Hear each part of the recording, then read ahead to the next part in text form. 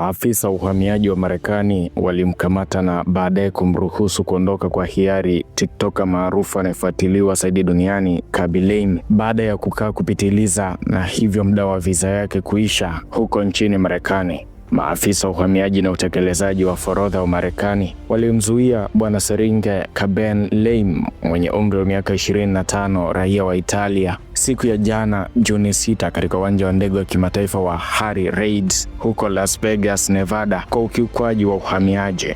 Lame ambaye ni Muitaliano mwenye asili ya Senegali aliingia Marekani April 30 mwaka huu na kukiuka masharti ya visa yake. Hii ni kwa mujibu wa taarifa ya uhamiaji.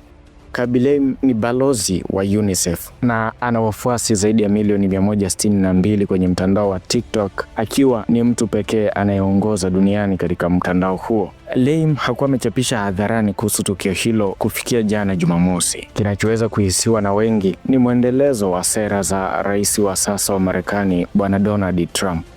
Tangu aingie madarakani mwezi Januari, rais wa Marekani Donald Trump ametekeleza ahadi ya kampeni za kuimarisha udhibiti wa wahamiaji na kutekeleza dhamira kubwa ya kuwafukuza nchini humo, mambo ambayo yamepingwa vikali katika mahakama za Marekani.